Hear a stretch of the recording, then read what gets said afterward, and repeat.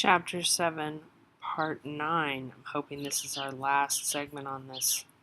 It's just been a very long chapter. Okay, so we know that Stonehenge is Neolithic and it marks the summer solstice. Many other structures, the pyramids as well in Egypt, reflected the sun. They had these brass or bronze tops. Some people think they might have been gold, and the sun would hit it just so at a certain time of the year, and it would project hundreds of miles, is what I've heard, but I don't think that's actually true. It was probably, 60, 80 miles away, and it would tell everybody it was time to plant. So different part of the world, different planting season, and it's important to the culture.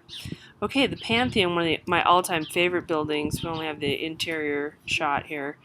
It's a shrine to the deities of the Roman Empire, and a pantheon meaning many, because there were many gods. Originally, in each one of these alcoves, there were, the religious figures like Zeus and Venus and Mars and all kinds of other people, and you would come in here to worship them. Now, different religions have different needs for an interior space. Some religions you worship or pray or meditate by yourself in the presence of the holy being. So like a little tiny shrine, and you'd be in the room sort of by yourself. In other cases, you'd want a wider area for multiple people to be inside. The Greco-Roman belief system is a little bit of both. They'd have certain times of the year or certain holidays where everybody would be included, but mostly you worshipped on your own. Okay, so we get into the Pantheon itself. This is called the Oculus. It's means eye, and this building is still standing. This is a 2,000-year-old building, and it's gorgeous and perfect and built in a really amazing way. And this is called coffering, this part that we're looking at here. This is cast concrete, believe it or not. This is a 20th century sort of way of building done 2,000 years ago. The Romans are quite amazing, the Chinese as well. But you have to look into the invention of that in another segment.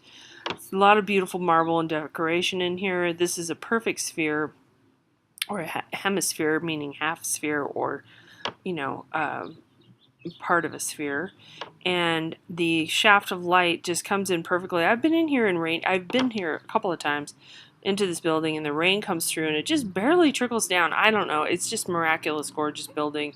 But at any rate, now it's a museum. People just come in and look at the wonders of the Roman building techniques. All right, so providing sites for sacred ceremonial pilgrimages. Pilgrimages happen in many religions, Muslims, Jews, Catholics, and Hindus. Also for Buddhists. We're looking at a large Buddha here in China. And many people come to these. There's several, over 100 caves with carvings. I don't know how well carved everything is. In this case, this is called live rock, is what this is called, or natural rock carving. So the stone wasn't brought anywhere. You can kind of see from this cliff face here, it was a sheer cliff right there, like a flat piece of rock, and it was carved into. And this happens in India as well. The Ajanta Caves is one of the most famous ones. But this is carved straight out of the rock. So if you made a mistake as an artist, you'd have a hard time, because then you'd have to like cut it a little shorter or something, and try to salvage what you broke. But this is a sitting Buddha in a natural setting, and then there's a bunch of caves that you visit as well. Okay, so it's a complex of caves. There's thousands of statues dedicated to the Buddha. And this is also from our authors telling us this, and I did not know this before, that this was used to sort of validate totalitarian power in China because of the giantness of Buddha and this sort of power structure of the bodhisattvas. So I hadn't heard that before. I thought that was sort of interesting. totally different take here, 2,000 years apart. Le Corbusier, he is an architect and a Bauhaus person who really is a key figure in modernism. This is supposed to imitate praying hands. It's a Catholic chapel in the mountains of France. So it's also the wings of a dove and the shape of a boat. So different Christian metaphors here. There's an outdoor chapel, which I think is really interesting for large gatherings. You know, you can have 12,000 people out on the lawn. Really stunning building. This is reinforced concrete, similar to what our Roman friends did 2,000 years before. Very dramatic, modern, mid-century building. Dome of the Rock. This is important to 3 different religions: our Jews, Christians, and Muslims. And this gets into some of the difficulties that happen in Jerusalem and in that part of the world. The same site has in some cases the same event, in some cases a slightly different event, but that same site or location has different meanings for different people. So this is the burial place of Adam, so that is important for the Jews and the Christians. And it's the altar to which Abraham's son Isaac was saved by an angel, very important to Jews in particular.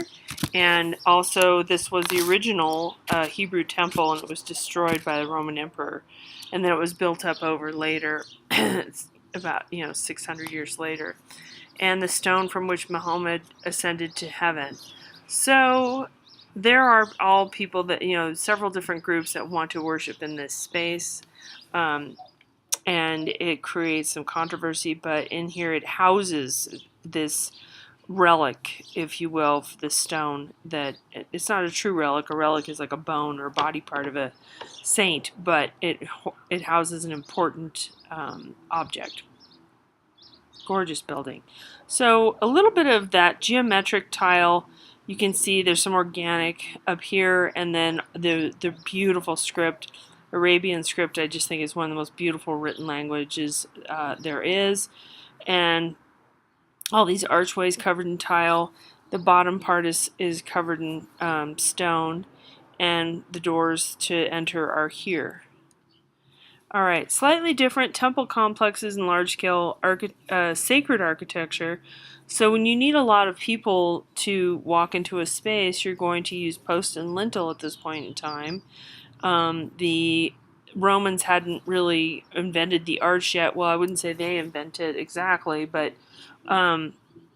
this is post and lintel. So these columns support these stones going across this way.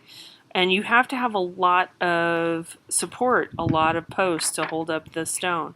When we get into other building methods with wood and different materials, everything's a bit lighter, but with stone it's quite heavy. Now also, this is to show power, temporal power.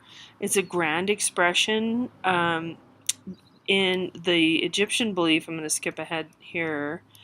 In the Egyptian belief, they're thinking that the temples were to look like the pharaoh's home, so that it's the actual dwelling of the gods. So it had to be grand, it had to be huge. Notice how small the humans are right here. They're tiny by comparison. Okay, so these are the cult temples. You don't get to go as a lay person. That's what a regular person who's not a monk or a nun or a religious holy man or something like that. We're called lay people. You don't get to go in the sacred object area. You go in the middle area, and then you're in the presence, more or less, of the sacred. But you're not in the inner sanctum. And you've heard that expression, probably, inner sanctum, but that's kind of where it's coming from. Different religions have the inner sanctum, but in this case, in the Greek and Roman and Egyptian, there are relics or objects or statues further hidden from view.